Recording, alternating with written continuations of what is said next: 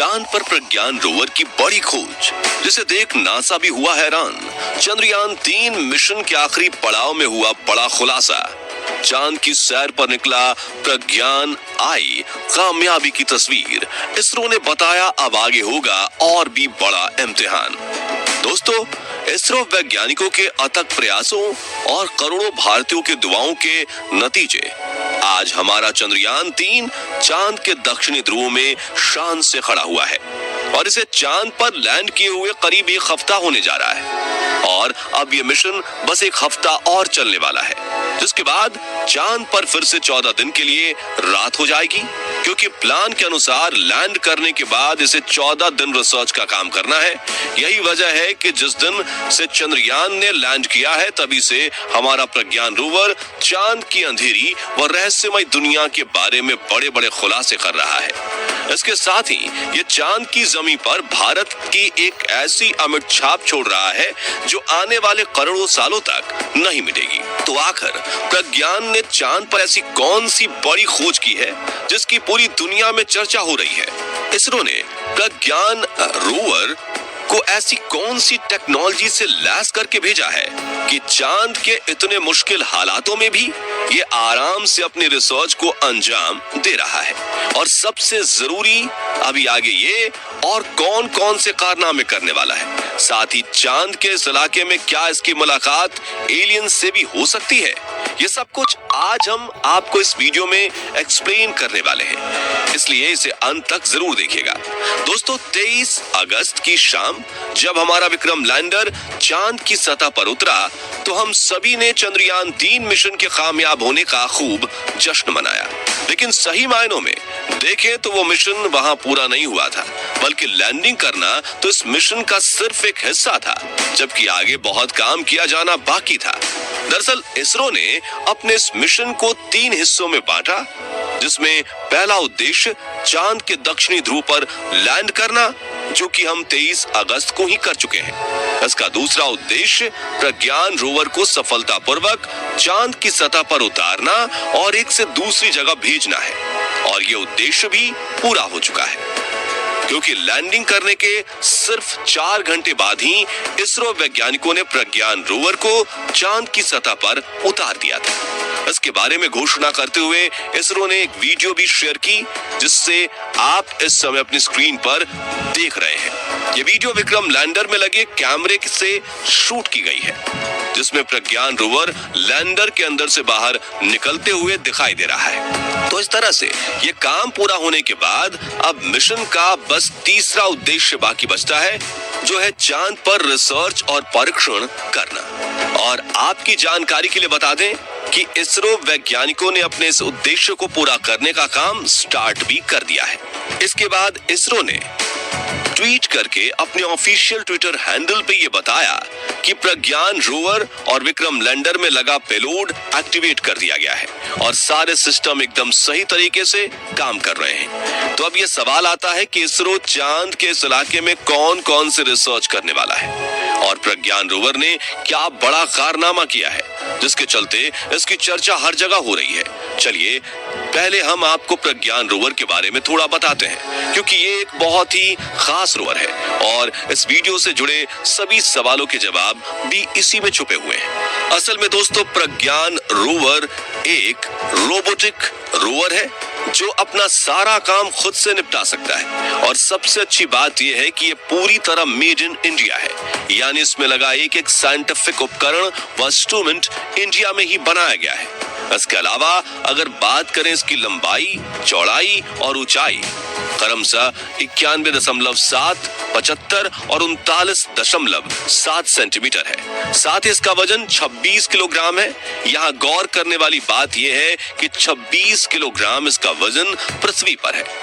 अब क्योंकि चांद की ग्रेविटी पृथ्वी से 6 गुना कम है, तो ऐसे में चांद पर प्रज्ञान रोवर का वजन सिर्फ 4.5 किलो के करीब रह जाता है। नेविगेशन के लिए इसमें पीछे की तरफ 2 कैमरे लगाए गए हैं, जिनके नाम नेविगेशन कैमरा लेफ्ट और नेविगेशन कैमरा राइट है।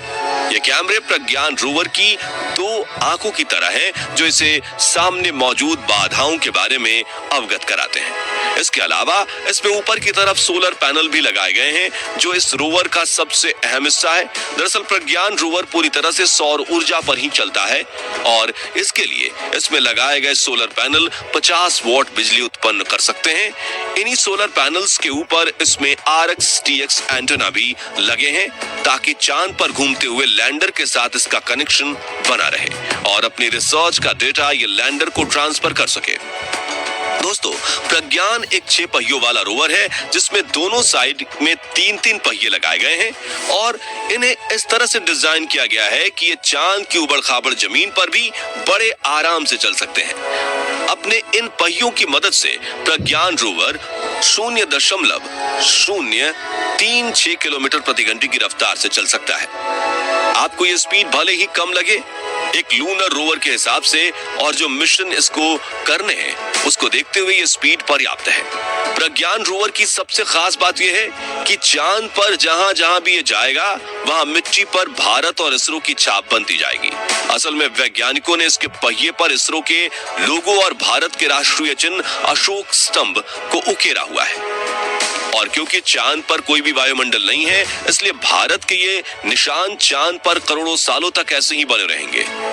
अब प्रज्ञान रोवर के रिसर्च इंस्ट्रूमेंट्स की बात करें तो इसमें वैज्ञानिकों ने अल्फा पार्टिकल एक्सरे स्पेक्ट्रोमीटर और एपेक्स और लैंडर इंड्यूस्ड ब्रेकडाउन स्पेक्ट्रोस्कोप यानी LIBS ये 2 उपकरण लगाए हैं।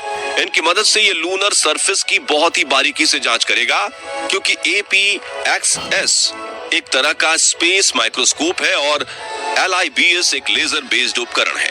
इनकी मदद से ये चांद की सतह पर छुपे उन रहस्यों को उजागर करेगा जिससे अभी तक हमारी दुनिया अनजान है।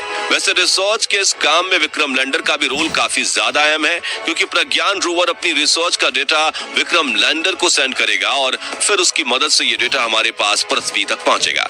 इसके अलावा विक्रम लैंडर में भी कई तरह के एडवांस साइंटिफिक इंस्ट्रूमेंट्स यानी पेलोड्स बनाए गए हैं जिसमें radio astronomy of moon bound hyper sensitive ionosphere and atmosphere यानी Rambha, instrument of lunar seismic activity यानी कि ILSA, ल्यूमिगर प्रोब यानी कि LP और चंद्रास सरफेस थर्मोस्फेरिकल एक्सपेरिमेंट यानी कि चास्टे का नाम शामिल है। अपने इंस्ट्रूमेंट्स की मदद से ये चांद के मौसम, चांद कितना ठंडा या गर्म है, चांद की हवा, यहाँ आने वाली भूकंप और प्लाज्मा डेंसिटी व इसकी विविधताओं की जांच करेगा। अब आपके मन में यह सवाल जरूर आ रहा होगा कि विक्रम लैंडर में तो प्रज्ञान रोवर से कहीं ज्यादा साइंटिफिक इंस्ट्रूमेंट लगे हुए हैं, फिर भी रिसर्च के इस कार्य में रोवर को इतना इंपॉर्टेंट क्यों माना जा रहा है? असल में दोस्तों इसकी वजह यह है कि विक्रम लैंडर अपनी सारी रिसर्च एक ही जगह पर खड़े खड़े पूरी करेगा जबकि प्रज्ञान रोवर अलग अलग जगहों पर जाकर चांद के रहस्यों को उजागर कर पाएगा। ये अलग अलग लोकेशंस से चांद की सतह और वहां की अंधेरी दुनिया के फोटोज खींचकर हमें भेजेगा। साथ ही ये विभिन्न स्थानों पर जाकर पानी की खोज भी कर पाएगा जो विक्रम लैंडर चाहकर भी नहीं कर सकता। यही वजह है कि चंद्रयान 3 मिशन के इस आखिरी फेज में सबसे ज्यादा महत्व प्रज्ञान रोवर का ही है।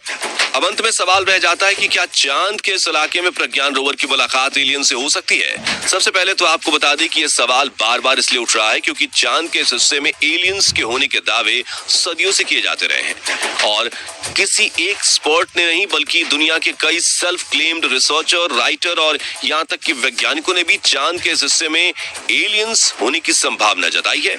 शायद दक्षिणी ध्रुव को लेकर इस तरह की बातें इसलिए भी ज्यादा की गई क्योंकि चांद के इस हिस्से को नहीं किया गया था। हालांकि जो लोग यहाँ एलियंस होने का दावा करते हैं उनके पास अपनी इस बात को साबित करने की कोई भी ठोस सबूत नहीं है। अब अगर इनके इस दावे में जरा भी सच्चाई है तो प्रज्ञान रोवर की मुलाकात सच में एलियंस से भी हो सकती है। इन सभी संभावनाओं को ऐसे ही झुटलाया नहीं जा सकता। वैसे आप इसके बारे में क्या सोचते हैं हमें कमेंट करके जरूर बताएं। बाकी हमारी आज की इस वीडियो में बस इतना ही। आपको ये वीडियो कैसी लगी हमें कमेंट में जरूर बताइएगा और लाइक शेयर जरूर कीजिएगा। और अगर आप हमारे फेसबुक पेज और यूट्यूब चैनल पर नए हैं तो पेज को फॉलो और चैनल को सब्सक्राइब भी जरूर करें। मिलते हैं जल्दी ही ऐसी एक और इंटरेस्टिंग वीडियो में, तब तक के लिए गुड बाय, जय हिंद।